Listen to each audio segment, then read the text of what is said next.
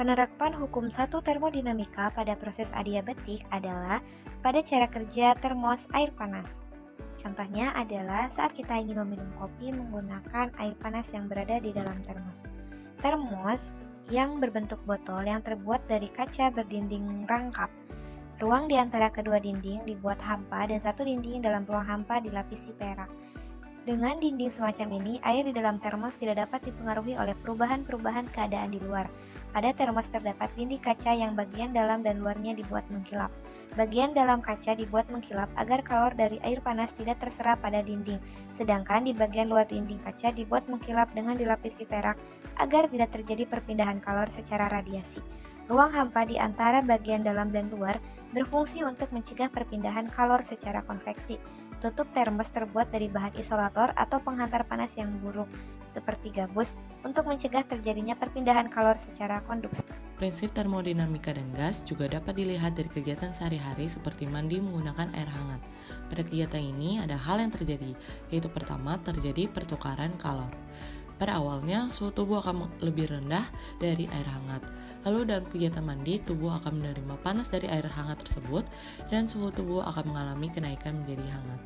Prinsip termodinamika yang berlaku adalah hukum kedua termodinamika, yang dimana menyatakan bahwa kalor berpindah dari suatu suhu yang lebih tinggi, dan dalam contoh ini adalah air hangat, ke suhu yang lebih rendah, yang dimana dalam contoh ini adalah tubuh, untuk mencapai kesetimbangan.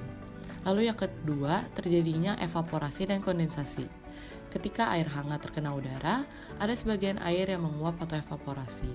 Dan sebaliknya, uap air dapat terkondensasi kembali di permukaan dingin seperti cermin atau dinding kamar mandi. Mengendarai sepeda adalah contoh bagaimana tubuh manusia mengubah energi dari makanan menjadi energi untuk bergerak. Makanan yang kita konsumsi diolah oleh tubuh menjadi energi kimia yang kemudian digunakan untuk menggerakkan otot-otot kaki. Saat kita mengayuh sepeda, kaki memberikan dorongan pada pedal yang kemudian menggerakkan rantai dan membuat roda belakang berputar. Untuk tetap bergerak atau mempercepat, kita perlu terus mengayuh dan memberikan tenaga sambil melawan hambatan dari udara dan gesekan dengan permukaan jalan. Sebagian energi ini terbuang sebagai panas yang mengurangi efisiensi prosesnya. Singkatnya, mengendarai sepeda menggambarkan bagaimana tubuh mengubah energi dari makanan menjadi energi gerak, makanan diubah menjadi sumber energi bagi otot yang menghasilkan tenaga untuk menggerakkan sepeda. Meskipun ada sedikit energi yang hilang, tubuh manusia dan sepeda bekerja sama untuk menghasilkan gerakan yang efisien dan memungkinkan perjalanan jauh. Selanjutnya, penerapan termodinamika ada pada saat kita memasak. Sesuai dengan hukum termodinamika yang kedua, di mana suatu kalor pada suatu sistem akan bergerak secara alamiah dari benda bersuhu tinggi ke benda yang bersuhu rendah.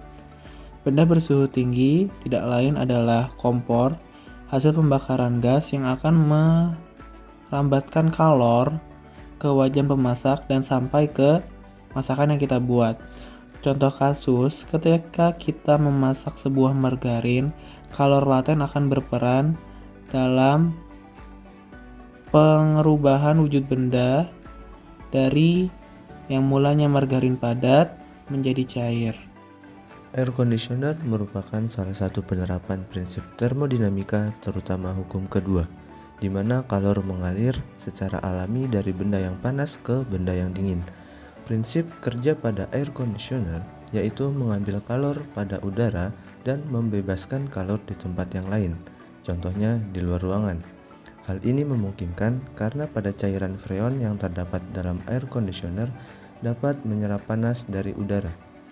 Lalu ketika udara sudah dingin, freon akan menguap dan berkumpul pada penampung uap, sehingga tekanan pada freon akan meningkat.